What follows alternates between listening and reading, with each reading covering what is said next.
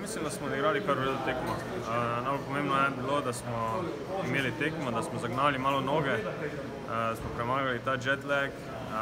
Ni bilo najlažje, prišli smo šele včeraj, slabo spali po noči, čez dan, zdaj bi spali, ampak nismo mogli, tako da ni bila najlažja tekma, ampak mislim, da smo prvo in tretjo tretjino zelo dobro odigrali.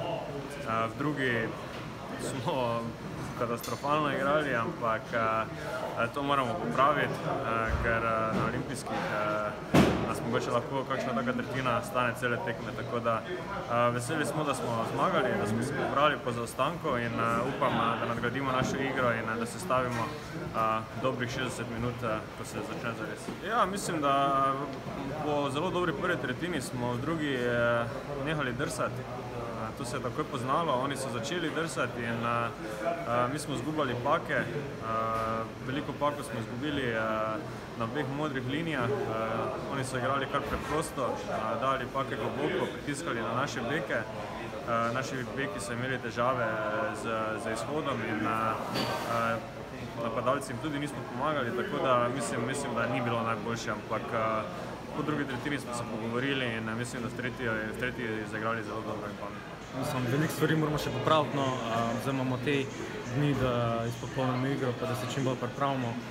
Ja, tekma je šla gor dol, mislim, prvo tretjino smo nadzirali, drugo smo malo popustili, ampak tretjo smo to že spet odigrali. Ja, mislim, da kar zelo pomembna zmaga, vedno je lepo zmagati, kljub temu, da gre za prijateljsko tekmo.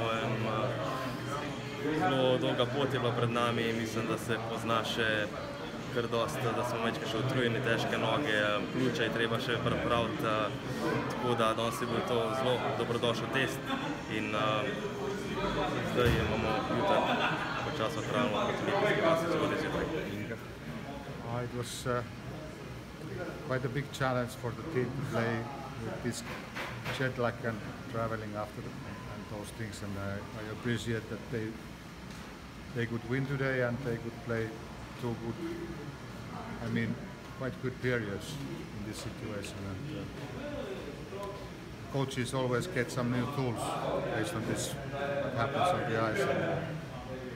But this was an exhibition game, and it was one part of the road.